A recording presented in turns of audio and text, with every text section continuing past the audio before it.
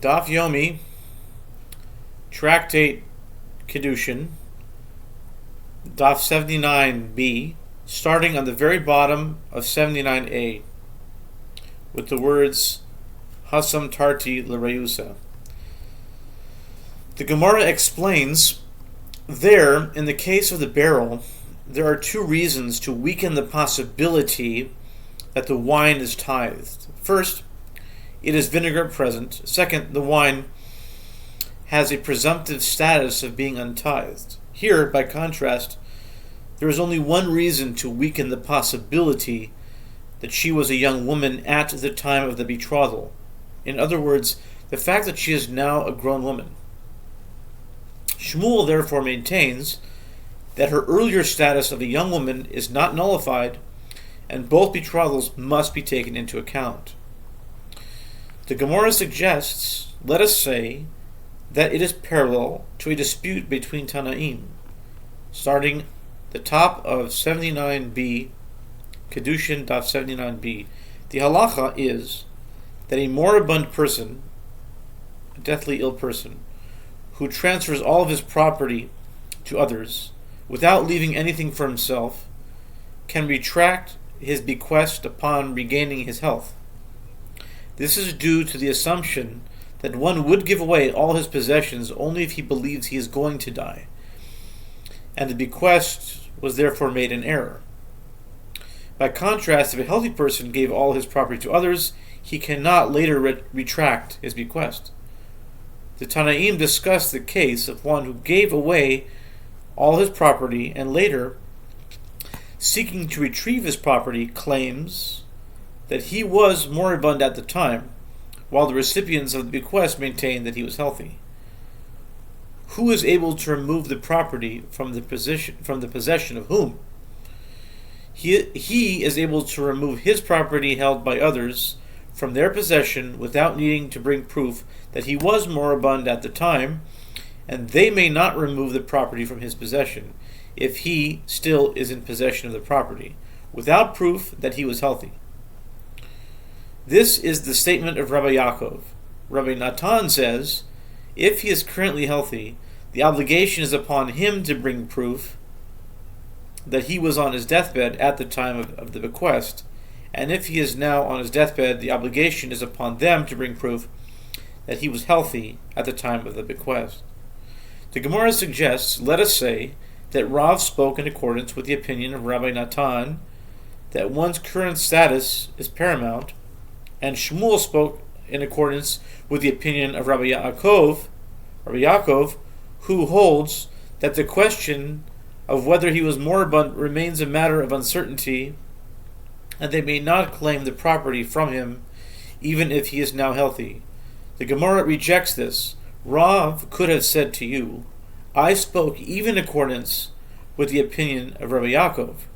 As Rabbi Yaakov states his opinion only there, because it can be said that the principle of leave the property in its previous status applies, so the property should remain where it is. But here, with regard to the question of when a young woman became a grown woman, shall we say establish the body according to its previous status? It is obvious that her body was due to mature. And Shmuel could have said, I spoke even in accordance with the opinion of Rabbi Natan, since Rabbi Natan states his opinion that the current state is paramount only there as everyone has a presumptive status of being healthy. Consequently, if a person removes himself from this presumption by claiming he was moribund, the obligation falls upon him to bring proof. But here, does she remove herself from a presumption that was present? There is no presumption that she was a grown woman in the morning. The Gemara further suggests, let us say, that this dispute between Rav and Shmuel is parallel to a dispute between these Tanaim with regard to a case where her father betrothed her on the way when he was traveling, and in the meantime she betrothed herself in the city, and she is now a grown woman. One brisa taught she is a grown woman at present, and her father cannot currently betroth her.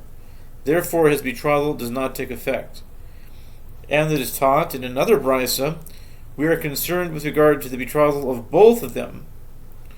What, is it not the case that one brisa is in accordance with the other opinion of Rav, and one brisa is in accordance with the opinion of Shmuel?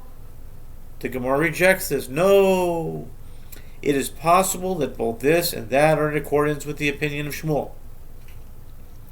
Here in this brisa, it is referring to a case where she denies his right to betroth her, and she claims that she was a grown woman before his betrothal.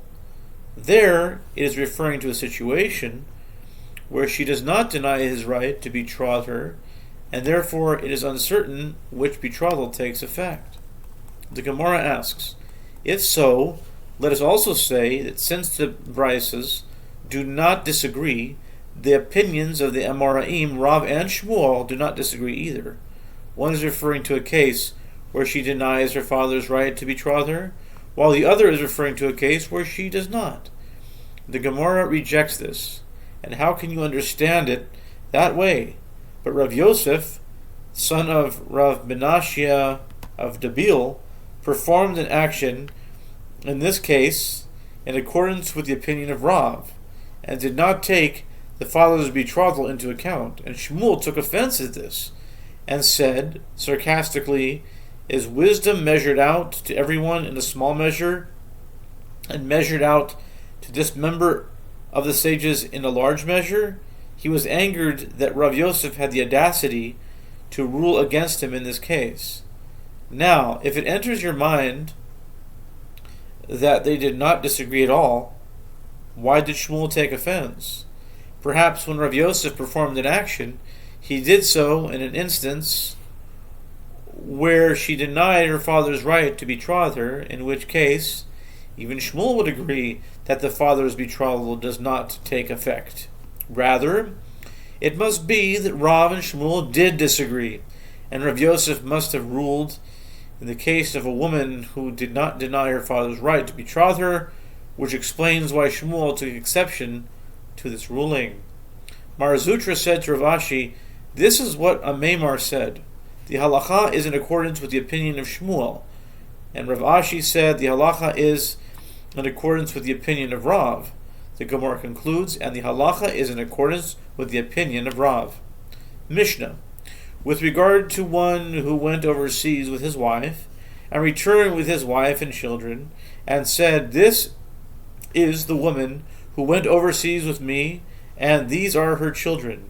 He is not required to bring proof with regard to the lineage of the woman, since her lineage was already investigated at the time of their marriage, nor with regard to the lineage of the children. If he returned without the woman and said, my wife died, and these are her children, he must bring proof that the children were born to his wife, but he does not need to bring proof with regard to the lineage of the woman. If he left when he was unmarried and said upon his return, I married a woman overseas, and this is she, and these are her children, he must bring proof with regard to the lineage of the woman, but he is not required to bring proof with regard to the lineage of the children. If he said, I married a woman overseas, and she died, and these are her children, he is required to bring proof with regard to both the lineage of the woman and the children. Gemara, Rabba bar Rav Huna says, and all of the statements that he is not required to bring proof with regard to the lineage of the children are said in a case when they cling to her and treat the woman like their mother. The sages taught that if a man says, I married a woman overseas, he must bring proof with regard to the lineage of the woman, but he is not required to bring proof with regard to the lineage of the children.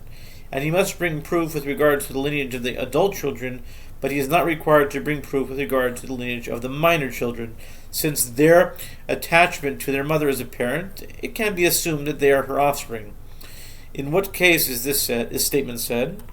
It is in the case of one who said he married one woman, but when it is the case of one who said he married two women overseas, he must bring proof with regard to the lineage of both the woman and the children, with regard to the adult ones and with regard to the minor ones, even if they cling to the woman whose lineage has been found to be unflawed. They might be the children of the other wife, and are merely being raised by this one. Reish Lakish said,